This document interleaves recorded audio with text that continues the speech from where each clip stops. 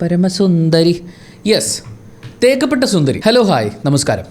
अरे वो बॉलीवुड फिल्म लोगों इधर देखो मेरा बात तो सुनो. तुम लोगों को DDLJ दिलवाले दुल्हनिया ले जाएंगे शूट करना चाहिए तो करो, कोई अदर जगह में करो. वही केरला क्यों हमारे संस्कृति भाषा और लड़कियों को ऐसा कचरा बनता है. तേക്കപ്പെട്ട सुंदरी दामोदरन नायर क्या समझता है अपने आप को. इतना बुरा डबिंग मैंने मेरे लाइफ में कहीं कोई अदर जगह में नहीं मुझे കേട്ടിട്ടില്ല. അതെന്ത് हमारे फिल्मों में कोई और नॉर्थ इंडियन भाषाओं को हम ऐसा मत करूँगा. एक उदाहरण ले लो. हमारा सिनेमा में कोई पंजाबी है तो वो असली पंजाबी बोलेगा, कोई बंगाली कैरेक्टर है तो वो असली बंगाली लैंग्वेज बोलूँगा, कोई दिल्ली वाला कैरेक्टर्स है तो वो असली लोकल दिल्ली भाषा में बोलेगा. हाँ, तुम लोगों को रेस्पेक्ट करना नहीं आता है. सिर्फ body show with music, beat लड़की और लड़का, सिर्फ एक कहानी है, बस एक कहानी.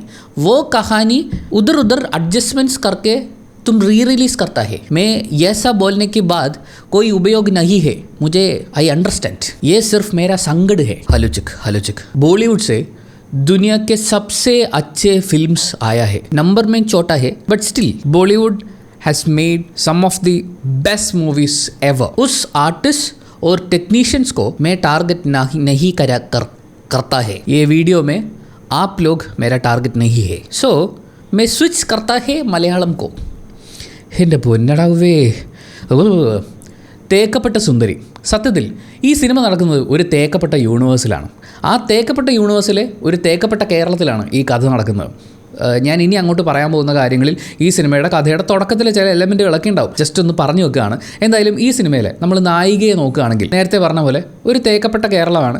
സ്ഥലത്തിൻ്റെ പേര് കാണിക്കുന്നത് നങ്ങ്യാർകുളങ്ങരയൊക്കെയാണ്. പക്ഷേ സിനിമയിൽ കാണുന്നത് മുഴുവൻ KL6 വണ്ടികളാണ്. പോട്ടെ, വാടകയ്ക്ക് കിട്ടിയത് വെച്ച് അവർ അഡ്ജസ്റ്റ് ചെയ്തു എന്ന് വിചാരിക്കാം. അപ്പോൾ നമ്മുടെ തേക്കപ്പെട്ട തെക്കേപ്പാട്ട് സുന്ദരി, പിന്നെ വേറെ എന്തോ കൂടിയുണ്ട്, അതാണ് അവർ ഉദ്ദേശിക്കുന്ന പേര്.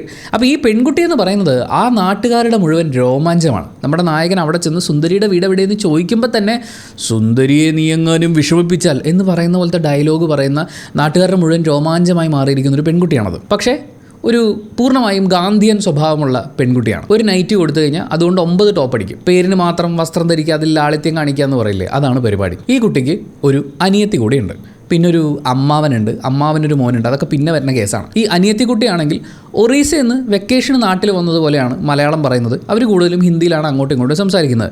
ഈ കുട്ടിയും നമ്മുടെ നായികക്കുട്ടിയും പിന്നെ കെട്ടാൻ വേണ്ടി പിന്നെ വരുന്ന ഒരുത്തനും ഒഴിച്ചു കഴിഞ്ഞാൽ ബാക്കി എല്ലാവരും മര്യാദയ്ക്ക് മലയാളം സംസാരിക്കുന്നുണ്ട്. ഇവർ മാത്രം മലയാളം പോലെ ഏതോ ഒരു ഭാഷ ഇടയ്ക്കിടയ്ക്ക് നമുക്ക് മലയാളമാണെന്ന് തോന്നും ആ രീതിയിൽ സംസാരിക്കുന്നുണ്ട്. നമ്മുടെ രഞ്ജി പണിക്കർ, ആനന്ദ് മന്മഥൻ, തൻവി റാം, മഞ്ജുഷ തുടങ്ങി വളരെ കുറച്ച് അഭിനേതാക്കൾ ശരിക്കും മലയാളികളായിട്ടുള്ള അഭിനേതാക്കളുണ്ട്. അവർ മലയാളം പറയുന്നത് വൃത്തിക്കൊക്കെ തന്നെ വരുന്നുണ്ട്. സത്യം പറഞ്ഞാൽ അവരെയൊക്കെ കണ്ടപ്പോൾ ഒരു ആശ്വാസമായി. എന്തായാലും നമ്മുടെ നാടിനെ വിഷ്വലി നന്നായി എടുത്തു വെച്ചിട്ടുണ്ട്. പക്ഷേ ഭാഷ അല്ലെങ്കിൽ സംസ്കാരം എന്ന് പറയുന്ന പോലത്തെ കുറച്ച് കാര്യങ്ങളൊക്കെ വെച്ച് നോക്കുമ്പോൾ അറുത്ത് കൊന്നിട്ടുണ്ട്. അതിൻ്റെ ഇടയിൽ ഇങ്ങനെ കുറച്ച് ആളുകൾക്ക് ഒരു വർക്ക് കിട്ടുന്നുണ്ടല്ലോ. അപ്പോൾ നമ്മുടെ തേക്കപ്പെട്ട സുന്ദരി, ഈ തേക്കപ്പെട്ട അതായത് തെക്കേപ്പാട്ട് എന്ന് പറയുന്നത് ഒരു ഹോം സ്റ്റേ ആണ്. അത് നടത്തിയാണ് അവർ ജീവിക്കുന്നത്. അമ്മ അവന് കളരിപ്പയറ്റ് പഠിപ്പിക്കലാണ് പരിപാടി. എന്നാലാണല്ലോ കേരളം കളരി എന്ന് പറഞ്ഞിട്ട് കളരി ഇങ്ങനെ ഇടക്കിടക്ക് കാണിച്ചുകൊണ്ടിരിക്കാൻ പറ്റുള്ളൂ. അത് കഴിഞ്ഞ് നമ്മുടെ നായകനെ നോക്കുകയാണെങ്കിൽ അവൻ ഡൽഹിയിൽ നിന്നാണ് വരുന്നത്. ഒരു കോടീശ്വരൻ്റെ മകനാണ്, ഇൻവെസ്റ്ററാണ്. അങ്ങനെ ഒരു ഡേറ്റിംഗ് ആപ്പ് ഐഡിയയുമായിട്ട് ബന്ധപ്പെട്ട് അവൻ്റെ സോൾമേറ്റ് ഈ കുട്ടിയാണെന്നൊക്കെ ആപ്പ് പറഞ്ഞതിൻ്റെ ഭാഗമായി ഇവൻ ഡൽഹിയിൽ നിന്ന് കേരളത്തിൽ വന്ന് ഈ കുട്ടി സോൾമേറ്റ് ആണെന്നുള്ളത് ചെക്ക് ചെയ്യാൻ വേണ്ടിയിട്ട് വരികയാണ്. നായികയെ കണ്ട പാടെ നായകൻ ഫ്ലാറ്റ് ആവുകയാണ്. നായകനോട് ഒരു ചെറിയ ഇഷ്ടമൊക്കെ നായികയ്ക്ക് തോന്നിയിട്ടുണ്ടെന്നുള്ളത് എക്സ്പ്രഷൻസിലൂടെ നമുക്ക് മനസ്സിലാവുകയും ചെയ്യും. പിന്നെ നായികയുടെ പേര് ഓട്ടോമാറ്റിക്കലി നമുക്കറിയാവുന്ന പോലെ സുന്ദരി എന്നാകുന്നു. ആ പേര് നായികയ്ക്ക് ഇടാൻ ആപ്റ്റാണോ എന്ന് വിചാരിച്ച് ഒന്ന് നോക്കാമെന്ന് വെച്ച് കഴിഞ്ഞാൽ ഈ വയറൊന്ന് മാറ്റിയിട്ട് വേണമല്ലോ നമ്മൾ മുഖം കാണാൻ എന്ന് പറയുന്നത് പോലെയാണ്. എന്തെങ്കിലും ഒരു ഡയലോഗ് പറഞ്ഞു കഴിഞ്ഞാൽ അല്ലെങ്കിൽ കുറച്ച് റൊമാൻസ് ഉള്ളൊരു സീനോ ഇനി അതും വേണമെന്നില്ല, എന്തെങ്കിലും ഒരു ഡയലോഗ് പറഞ്ഞാൽ അപ്പം തന്നെ ശ്രീരാമൻ കൊലക്കാനെടുത്ത വില്ല് പോലെ ഒരു നിപ്പ. സാരി ഉടുക്കുകയാണെങ്കിൽ അത് ഏറ്റവും ഒരു സ്കെയിലൊക്കെ വെച്ചിട്ട് ഏറ്റവും ചെറിയ അളവിൽ ഉടുക്കുക. ഇനിയിപ്പോൾ അതങ്ങനെ അളവിന് നിന്നിട്ടില്ലെങ്കിൽ അപ്പം തന്നെ അത് വലിച്ച് താഴേക്ക് ഇറക്കുക എന്നുള്ളതാണ്. പ്രത്യേകിച്ച് ഒരു പാട്ട് വന്നാൽ, മഴ വന്നാൽ, മഴയായാലും വെയിലായാലും ഒക്കെ ഈ സാരി അലർജിയാണ്. എനിക്ക് തോന്നുന്നത് ഒരു പുതിയ സ്കിൻ കെയർ റൊട്ടീനാണെന്നുള്ളതാണ്. പക്ഷേ കേരളം മുഴുവൻ കാണിച്ചിട്ടും തേക്കപ്പെട്ട സുന്ദരി മാത്രമാണ് ഈ സാരിയുടെ കാര്യത്തിൽ ഈ പരിപാടി കാണിക്കുന്നത്. അതുപോലെ തന്നെ ഈ സിനിമ വളരെ പുരോഗമനപരമായിട്ടാണ് കേരളത്തിനെ കാണിച്ചിട്ടുള്ളത്. സ്ത്രീക്ക്, ഇത് ഈ ഒരൊറ്റ സ്ത്രീക്കുള്ളത്, ബാക്കിയുള്ള എല്ലാവരും അല്ലാത്ത വസ്ത്രധാരണ രീതിയൊക്കെയാണ്. ജെൻസി പിള്ളേരെ വരെ നമ്മൾ ഈ സിനിമയിൽ കാണുന്നുണ്ട്. പക്ഷേ തേക്കപ്പെട്ട സുന്ദരി അവർക്ക് ഇങ്ങനെ വസ്ത്രത്തിനോട് ചില സമയത്തൊക്കെ അലർജി ഉണ്ടോ എന്ന് നമുക്ക് തോന്നും. അതേസമയം നായകന് ഇവിടെ വസ്ത്ര സ്വാതന്ത്ര്യമില്ല. അവൻ ഡൽഹിയിൽ നിന്ന് കേരളത്തിൽ വന്നിട്ട് രാവിലെ മറ്റേ ജിമ്മിലെ ചെറിയ നിക്കറൊക്കെ ഇട്ടിട്ട് ഓടാൻ വേണ്ടി ഇറങ്ങും. ഈ ഓടി ഓടി ഓടി ഓടി അവിടുത്തെ കവലയിൽ ചെല്ലുമ്പോഴേക്കും നാട്ടുകാർ മുഴുവൻ തടഞ്ഞു നിർത്തുകയാണ്. ഇങ്ങനത്തെ കുട്ടി നിക്കറിട്ട് ഇവിടെ ഓടാൻ പറ്റില്ല എന്ന് പറഞ്ഞ് അപ്പം തന്നെ ഒരു കസവ് മുണ്ട് വാങ്ങിച്ച് അവനെ മുണ്ടുടിപ്പിക്കും. ഇങ്ങനെ മാത്രമേ ഓടാൻ പാടുള്ളൂ എന്നാണ് പറയുന്നത്. അതിൻ്റെ കാരണം കുറച്ച് മുമ്പ് കാണിക്കുന്നുണ്ട്. കാരണം ഇവൻ ഇങ്ങനെ ഈ ജിമ്മിലിടുന്ന ഡ്രസ്സൊക്കെ ഇട്ടിട്ട് ഇങ്ങനെ ഓടി വരുന്ന സമയത്ത് അറിയാതെ ഒരു പെൺകുട്ടിയുടെ ദേഹത്ത് തട്ടും. ആ കുട്ടി ഒരു നഴ്സാണ്. നമ്മുടെ നാട്ടിൽ നിന്ന് പുറത്തേക്ക് പോകുന്ന നഴ്സുമാരെ കുറിച്ച് ഇവരെന്താണ് ചിന്തിച്ച് വെച്ചിരിക്കുക എന്ന് വരെ ആലോചിക്കാൻ തോന്നുന്ന രീതിയിലുള്ള ഒരു സീനായിരുന്നു അത്. ആ പെൺകുട്ടിയെ തട്ടി നമ്മുടെ നായകനൊന്ന് തിരിയുന്നു. അപ്പം തന്നെ ആ പെൺകുട്ടിക്ക് ഇവനോട് ലെസ്റ്റ് ഫീൽ ചെയ്യുകയാണ്. നല്ല മസിലാണല്ലോ, 6 പാക്ക് ഉണ്ടല്ലോ, ഞാനൊരു ഫുൾ ബോഡി ചെക്കപ്പ് തരട്ടെ ചേട്ടാ എന്നൊക്കെ പറഞ്ഞ് ഇതാണ് എക്സ്പ്രഷൻ. അതുകൊണ്ടായിരിക്കാം ചിലപ്പോൾ നാട്ടിലുള്ള പെൺകുട്ടികൾ വഴിതെറ്റണ്ടെന്ന് വിചാരിച്ച് മുണ്ടുപിടിപ്പിച്ചിട്ടുണ്ടാവുക. ഇത് ഏത് യൂണിവേഴ്സ് എന്നാണ് എനിക്ക് മനസ്സിലാവാത്തത്. എന്തായാലും ആ നാട്ടുകാർ ഭീഷണിപ്പെടുത്തുന്ന സമയത്തുള്ള രഞ്ജി പണിക്കറുടെ ഇൻട്രോ കണ്ടപ്പോൾ എനിക്ക് ഇഷ്ടപ്പെട്ടു. നമ്മുടെ രഞ്ജി പണിക്കറിൻ്റെ മസിൽ അങ്ങ് ബോളിവുഡ് വരെ എത്തി എന്നുള്ളത് അന്തസ്. പിന്നെ ഇതിൻ്റെ ഇടയിൽ ഒരു മത്സരമുണ്ടേ. ആ മത്സരത്തിൻ്റെ ഇടയിൽ ചമ്പക്കുളത്തിനെ ചപ്പക്കുളം എന്ന് പറഞ്ഞ ഒരുത്തനുണ്ട്. അവനെനിക്ക് ബാക്കി എല്ലാവരും മര്യാദയ്ക്ക് മലയാളം പറഞ്ഞു. നായകന്മാരെയും ഒക്കെ നമ്മൾ എഴുതി തള്ളി. പക്ഷേ ഇവനെന്തിനാണ് ഇങ്ങനെ മാറ്റി പറയുന്നത്? നാട്ടിലെത്തിക്കഴിഞ്ഞാൽ പിന്നെ നായികയ്ക്കും നായകനും സ്നേഹം വരുന്നു. സ്നേഹം അവർ അങ്ങോട്ടും ഇങ്ങോട്ടും തുറന്നു പറയില്ല, പക്ഷേ അങ്ങോട്ടും ഇങ്ങോട്ടും ഒടുക്കത്ത സ്നേഹമാണ്. അങ്ങനെ അവർ കറങ്ങാൻ ഇറങ്ങുന്നു, മഴ വരുന്നു, ഡാൻസ് വരുന്നു, നനഞ്ഞൊട്ടിയ തുണിയുമായി എവിടെയെങ്കിലും ഒരു സ്ഥലം വേണമല്ലോ. ഇപ്രാവശ്യം അവർ പള്ളിയാണ് സെലക്ട് ചെയ്തിട്ടുള്ളത്. അവിടെ ഡാൻസ് കളിക്കുന്നു, കഥ പറയുന്നു, റൊമാൻസ് ഇങ്ങനെ ഒരു മൂഡിലേക്ക് വരുന്നു. അങ്ങനെയൊക്കെയുള്ള കുറേ സാധനങ്ങളൊക്കെ ഉണ്ട്. ഏറ്റവും അവസാനം DDLJയിൽ നമ്മൾ റെയിൽവേ സ്റ്റേഷനാണ് കാണുന്നതെങ്കിൽ ഇവിടെ കായലിൻ്റെ നടുക്കാണ് നമ്മൾ കാണുന്നത്. പിന്നെ ഇതിൽ പറയേണ്ടത് കേരളത്തിൽ നടക്കുന്ന വാശിയേറിയ ഒരു മത്സരമാണ്. അതായത് ഈ നങ്ങ്യാർകുളങ്ങര എന്ന് പറയുന്ന സ്ഥലത്ത് ഹോം സ്റ്റേ നടത്തുകയാണ് നായികയുടെ അമ്മാവൻ കളരി പഠിപ്പിക്കുന്നുണ്ട്. പിന്നെ ആ നാട്ടുകാർ, ആ കരക്കാരുടെ ഏറ്റവും വലിയ ആവശ്യം ശങ്കരൻ ട്രോഫിയിൽ ആ നാട്ടുകാർ ജയിക്കുക എന്നുള്ളതാണ്. അപ്പോൾ നായികയെ ഇമ്പ്രസ് ചെയ്യാൻ വേണ്ടി നായകൻ ശങ്കരൻ ട്രോഫിയിൽ പങ്കെടുത്ത് മത്സരിച്ച് ജയിക്കാനൊക്കെ തീരുമാനിക്കും. മത്സരം എന്താണെന്നറിയോ?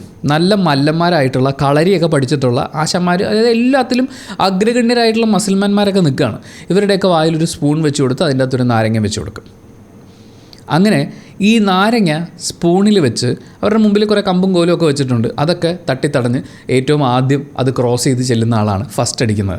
ഇങ്ങനെയൊക്കെയാണ് ശങ്കരൻ ട്രോഫിയിൽ ജയിക്കാൻ പറ്റാത്തതിൻ്റെ പേരിൽ ആ നാട്ടുകാർ വിങ്ങിപ്പൊട്ടിയിരിക്കുന്നത്. അത് കഴിഞ്ഞ് ഈ ശങ്കരൻ ട്രോഫിയുടെ ഫൈനൽ റൗണ്ട് എന്ന് പറയുന്നത് വള്ളംകളിയാണ്. അപ്പോൾ ഇങ്ങനെ വള്ളംകളിയിൽ ഇവരുടെ ടീം തോറ്റില്ല എന്ന് പറഞ്ഞാൽ ഏറ്റവും ബാക്കിൽ നിൽക്കുകയാണ്. ബാക്കി എല്ലാവരും തുഴഞ്ഞു പോകുന്നുണ്ട്. അപ്പോൾ നായകൻ ഒരു ഐഡിയ, പണ്ട് നായകനും നായികയും കൂടി ബോട്ട് തുഴഞ്ഞു പോയപ്പോൾ നായിക ഉപദേശിച്ചു, നമ്മളൊരു താളത്തിൽ തുഴയാണെന്നുണ്ടെങ്കിൽ നന്നായി തുഴയാൻ പറ്റും, അല്ലെങ്കിൽ നമുക്കൊരു ഉന്നം കിട്ടില്ല എന്ന്.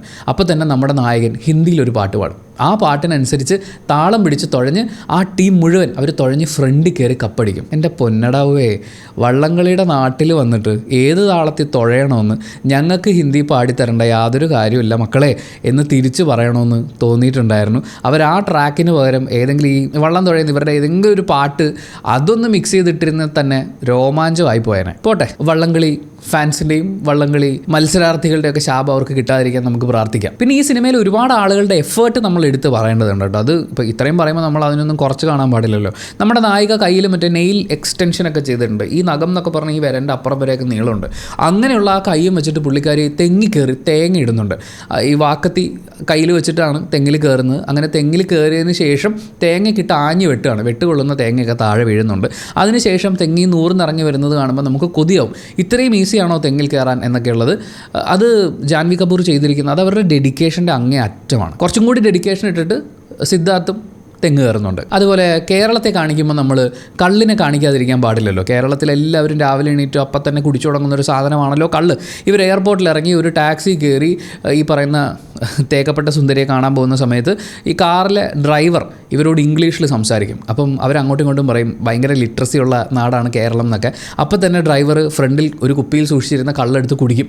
അത് കുടിച്ച് കൺട്രോൾ തെറ്റി വണ്ടി ആക്സിഡൻ്റ് ആവും. നല്ല കോമഡി ആയിരുന്നു അത്.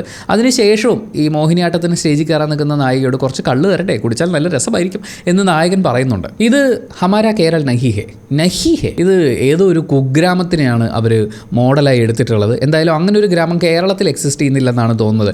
നായകൻ ഈ പറയുന്ന തേക്കപ്പെട്ട സുന്ദരിയുടെ ഹോം സ്റ്റേയിൽ എത്തിക്കഴിയുമ്പോഴേക്കും റേഞ്ചില്ല എന്നൊരു പരാതി പറയുമ്പോൾ നായിക തെങ്ങിലിരിക്കുന്ന ഒരാളെ ചൂണ്ടിക്കാണിച്ചിട്ട് പറയും അവിടെ കയറി നിന്ന് കഴിഞ്ഞാൽ 5G കിട്ടും, നല്ല സ്പീഡാണെന്ന്. ഡേയ്, നിങ്ങളുടെ സ്നേഹം എന്താണെന്നുള്ളത് മനസ്സിലാവുന്നുണ്ട്, പക്ഷേ ഇങ്ങനെ ആക്കരുത്. പെർഫോമൻസ് പറയാനാണെങ്കിൽ എല്ലാവരും കിട്ടിയതൊക്കെ, പ്രത്യേകിച്ച് നമ്മൾ മലയാളി താരങ്ങൾ അവർക്ക് കിട്ടിയിട്ടുള്ളത് അത്രയൊക്കെ അവർക്ക് ചെയ്യാനുള്ളൂ. അതവർ വൃത്തിക്കും മെനക്കൊക്കെ ചെയ്തു വെച്ചിട്ടുണ്ട്. നായകനെ നമ്മൾ എടുത്ത് നോക്കുകയാണെങ്കിൽ ഒരു സമ്പന്ന കുടുംബത്തിൽ ജനിച്ച ഒരു സ്പോയിൽഡ് ഒരു കിഡ്.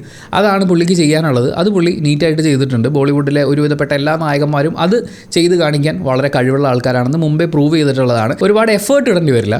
അതുപോലെ നമ്മുടെ നായികയുടെ കാര്യം നോക്കാമെന്ന് വെച്ച് കഴിഞ്ഞാൽ, നായികയ്ക്ക് കൊടുക്കുന്ന ഈ ഫേസ് സ്ക്രീൻ സ്പേസിനേക്കാൾ കൂടുതൽ അവരുടെ ശരീരത്തിനാണ് ഇവിടെ ഇമ്പോർട്ടൻസ് കൊടുത്തുകൊണ്ടിരിക്കുന്നത്. അത് തികയാഞ്ഞിട്ട് പിന്നെ ഏറ്റവും ലാസ്റ്റ് പടം കഴിഞ്ഞ് കഴിയുമ്പോൾ വീണ്ടും മഴയത്ത് പാട്ടിട്ട് കൊടുത്തിട്ട് വീണ്ടും കണ്ടിന്യൂ എന്ന് പറഞ്ഞിട്ട് അവർ കുറേ ഷൂട്ട് ചെയ്ത് വെച്ചിട്ടുണ്ട്. നായിക ഇമ്പ്രസ് ചെയ്യാൻ വേണ്ടി നായികയുടെ ഹോം സ്റ്റേയിൽ വന്ന് താമസിക്കുന്ന നായകനും കൂട്ടുകാരനും കൂടി ഫുഡ് ഉണ്ടാക്കി കൊടുക്കുന്നുണ്ട്. ആ ഫുഡൊക്കെ കഴിച്ച് ഒരിച്ചിരി സ്നേഹമൊക്കെ തോന്നിയിരിക്കുന്ന സമയത്ത് നമ്മുടെ നായകന് ഓഫർ ചെയ്യുന്നത് പുട്ടും കടലയും ഞാൻ ഉണ്ടാക്കി തരാം എന്ന് നായിക പറയുന്നുണ്ട്. അങ്ങനെ ആണ്ടിലൊരിക്കൽ പുട്ടും കടലയൊക്കെ പ്രഖ്യാപിച്ചതിന് ശേഷം ഉണ്ടാക്കി കൊടുക്കുന്നൊരു പതിവ് ഇല്ലത്തുണ്ടോ എന്നുള്ളത് എനിക്ക് അറിയില്ല കേട്ടോ. ആൻഡ് രണ്ടുപേരുടെ പ്രകടന മികവ് കുറച്ചൊന്ന് എടുത്ത് പറയണം എന്ന് തോന്നുന്നു. അതിലൊന്ന് രഞ്ജി പണിക്കറാണ്, മറ്റൊന്ന് തൻവീർ റാമാണ്. കാരണം തൻവീർ റാമും രഞ്ജി പണിക്കരും നിൽക്കുന്ന സ്പേസിലാണ് ജാൻവി കപൂർ കൂടുതലും മലയാളം പറയുന്നത്. ആ മലയാളം കേട്ടിട്ട് ആ ഷൂട്ടിംഗ് സമയത്ത് അവർക്ക് ചിരിക്കാതിരിക്കാൻ പറ്റിയിട്ടുണ്ടെങ്കിൽ വേറെ ലെവൽ ആർട്ടിസ്റ്റുകളാണ് അവർ. പിന്നെ ഉള്ളത് പറയാമല്ലോ, പാട്ടുകളും ബാക്ക്ഗ്രൗണ്ട് സ്കോറും ഒക്കെ നല്ലതായിരുന്നു. എന്ന് വെച്ചാൽ നമുക്ക് നമ്മുടേതെന്ന് ഫീൽ ചെയ്യുന്ന കുറച്ച് സംഭവങ്ങളുണ്ട്. ഈ മ്യൂസിക്കിലുള്ള ഇമോഷൻ്റെ ഒരു 10% ആ സിനിമയിലുണ്ടായിരുന്നെങ്കിൽ ചിലപ്പോൾ കുറച്ചും കൂടി ബെറ്ററായിട്ട് അനുഭവപ്പെട്ടേനെ.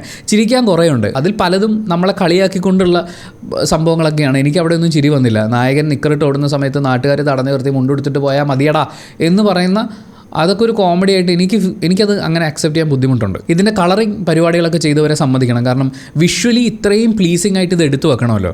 അതിനേക്കാൾ കൂടുതൽ നായകൻ്റെയും നായികയുടെയും സ്കിന്ന് പോളിഷ് ചെയ്ത് നമുക്കിത് മനസ്സിലാവും. അതേപോലെ ഇരുന്ന് സോഫ്റ്റാക്കി വെച്ചിരിക്കുന്ന പോലത്തെ എഫക്റ്റ് ഉണ്ടായിരുന്നു. എന്നാൽ ആ ഒരു സാധനം നമ്മുടെ മറ്റ് താരങ്ങൾക്ക് കൊടുക്കുന്നതായിട്ട് എനിക്ക് തോന്നിയില്ല. വിഷ്വലി നന്നായിട്ട് എടുത്തിട്ടുണ്ടെന്ന് വെച്ച് കഴിഞ്ഞാൽ കേരളത്തിൻ്റെ ടൂറിസം സാധ്യതകളെ മുഴുവൻ അവർ എക്സ്പ്ലോർ ചെയ്യുന്നുണ്ട് എന്ന് വേണമെങ്കിൽ പറയാം. കാരണം ആലപ്പുഴയിൽ നിന്നാണ് പരിപാടികളൊക്കെ സ്റ്റാർട്ട് ചെയ്യുന്നത്. നമ്മുടെ തേക്കപ്പെട്ട സുന്ദരി, നങ്ങ്യാർകുളങ്ങര എന്നൊക്കെ പറയുമ്പോൾ ബോട്ടും കായലും പരിപാടിയൊക്കെ ഉണ്ടാവണമല്ലോ. അപ്പോൾ അങ്ങനെയുള്ള സംഭവങ്ങളൊക്കെ കാണിക്കുന്നുണ്ട്. നേരെ കളരിപ്പയറ്റ് അത് റിലേറ്റഡ് കുറച്ച് സംഭവങ്ങളൊക്കെ കാണിക്കുന്നുണ്ട്. അത് കഴിഞ്ഞ് നമ്മുടെ നായകന് ബോറടിക്കുന്നു എന്ന് പറയുമ്പോഴേക്കും നായിക അപ്പം തന്നെ അവനെ വിളിച്ച് ബൈക്ക് വിട് മൂന്നാർക്ക് എന്ന് പറഞ്ഞിട്ടൊരു ട്രിപ്പാണ്. അതും മറ്റൊരു പാട്ടായി മാറുന്നുണ്ട്. ഇപ്പോൾ ഈ നങ്ങ്യാർകുളങ്ങരയിൽ നിന്ന് ബൈക്ക് എടുത്ത് ഇടുക്കിക്ക് ടൂർ പോയിട്ട് ഇവർ തിരിച്ചു വരുന്നുണ്ട്. അത് പോട്ടെ, ടൂർ പോകാൻ വേണ്ടിയിട്ട് ചിലപ്പം അത്ര വലിയ ദൂരം ഉള്ളൂ എന്ന് വെച്ചിട്ട് പോയി വരാമെന്ന് വിചാരിക്കാം. പക്ഷേ ഈ കളരിയുടെ ഇടയിൽ നായകൻ്റെ തോളിലൊരു മുറിവ് പറ്റുന്നുണ്ട്. നങ്ങ്യാർകുളങ്ങരയാണെന്ന് ഓർക്കണം. അവിടുന്ന് ഇച്ചിരി കമ്മ്യൂണിസ്റ്റ് വെച്ച പിഴിഞ്ഞൊഴിക്കാൻ വേണ്ടി നമ്മുടെ നായകനെയും കൊണ്ട് തൊട്ടടുത്ത ഷോട്ടിൽ നമ്മൾ കാണുന്നത് അതിരപ്പള്ളി വെള്ളച്ചാട്ടമാണ്. അങ്ങനെ വെള്ളച്ചാട്ടത്തിൽ നിന്ന് കമ്മ്യൂണിസ്റ്റ് വെച്ച പിഴിഞ്ഞൊഴിച്ചിട്ടാണ് നായകനെ ഹീൽ ചെയ്യുന്നത്. സത്യം പറഞ്ഞാൽ ഈ സിനിമ മുഴുവൻ കണ്ടു കഴിഞ്ഞപ്പോൾ നല്ല വിഷ്വലാണ്. കേരളത്തിനെ പുറത്തുനിന്ന് നോക്കുന്നവർക്ക് വിഷ്വലി നന്നായി തോന്നും. പക്ഷേ ഇവിടെയുള്ള ആൾക്കാരെ കുറിച്ചുള്ള അഭിപ്രായം എത്രത്തോളം മോശമാണെന്നുള്ളത് സിനിമ കാണുമ്പോൾ ഏകദേശം ഒരു ധാരണ നമുക്ക് കിട്ടും. പക്ഷേ സിനിമ കണ്ടു കഴിഞ്ഞപ്പോൾ എനിക്ക് കുറേയൊക്കെ മനസ്സിലായി. ചെന്നൈ എക്സ്പ്രസ് കണ്ട തമിഴൻ്റെ ദുഃഖം എന്തായിരിക്കും എന്നുള്ളത്. എന്നെ സംബന്ധിച്ച് ഞാൻ ഇത് കയറിപ്പോയി എന്തെങ്കിലുമൊക്കെ പ്രതീക്ഷ ഉണ്ടാവും എന്നൊക്കെ വിചാരിച്ചിട്ടുണ്ടായിരുന്നു. പക്ഷേ നമുക്ക് പരിചയമുള്ള, നമ്മൾ സ്ക്രീനിൽ കണ്ടിട്ടുള്ള ചെറുതും വലുതുമായ കുറച്ച് മലയാളി താരങ്ങൾ അവരെ ഒരു ബോളിവുഡ് സിനിമയിൽ അങ്ങനെ പ്ലേസ് ചെയ്യപ്പെട്ട് കാണുമ്പോൾ ഒരു സന്തോഷം എന്നുള്ളതിനപ്പുറത്തേക്ക് പിന്നെ കേരളത്തിനെ വിഷ്വലൈസ് ചെയ്ത് വെച്ചിരിക്കുന്നത് രസമുണ്ട്, ബാക്ക്ഗ്രൗണ്ട് സ്കോറിന് രസമുണ്ട്. ബാക്കി എന്നെ സംബന്ധിച്ച് ഇത് കണ്ടുകൊണ്ടിരിക്കുക എന്ന് പറയുന്നത് ഇച്ചിരി കഷ്ടപ്പാടായിരുന്നു. പക്ഷേ അതെൻ്റെ മാത്രം ഒപ്പീനിയനാണ്. തിയേറ്ററിൽ കുറച്ച് ആൾക്കാർ വളരെയധികം ചിരിച്ചുകൊണ്ടിരുന്ന് കാണുന്നുണ്ടായിരുന്നു. ഞാൻ നേരത്തെ പറഞ്ഞു അതിലൊരു പരിഹാസത്തിൻ്റെ എലമെൻ്റ് ഉണ്ട്. എനിക്കവിടെ ചിരി വന്നിട്ടില്ല. ചിലപ്പോൾ നിങ്ങൾക്ക് ചിരിക്കാൻ പറ്റുമായിരിക്കും. അങ്ങനെയാണെങ്കിൽ ഒരുപക്ഷേ നിങ്ങൾക്ക് ഈ സിനിമ ഇഷ്ടപ്പെട്ടേക്കാം. നിങ്ങൾ ഈ സിനിമ തിയേറ്ററിൽ കണ്ടിട്ടുള്ള ഒരാളാണെങ്കിൽ, സിനിമകളെല്ലാം തിയേറ്ററിൽ കണ്ട് വിലയിരുത്തപ്പെടേണ്ടതാണ്. അങ്ങനെ തിയേറ്ററിൽ കണ്ടിട്ടുള്ള ഒരാളാണ് നിങ്ങളെങ്കിൽ നിങ്ങളുടെ അഭിപ്രായങ്ങൾ കമൻറ്റ് ബോക്സിൽ രേഖപ്പെടുത്തുക. കമൻറ്റ് ബോക്സും കൂടി വായിച്ചിട്ട് സിനിമയ്ക്ക് പോകണോ വേണ്ടിയോ തീരുമാനിക്കുന്ന കുറേ ആളുകളുണ്ട്. അവർക്കതൊരു വലിയ സഹായമായിരിക്കും. അപ്പോൾ thank you so much. Video ഇഷ്ടപ്പെട്ടാൽ ലൈക്ക് ചെയ്യുക, കമൻറ്റ് ചെയ്യുക, ഷെയർ ചെയ്യുക, സബ്സ്ക്രൈബ് ചെയ്യുന്ന കാര്യം പരിഗണിക്കുക.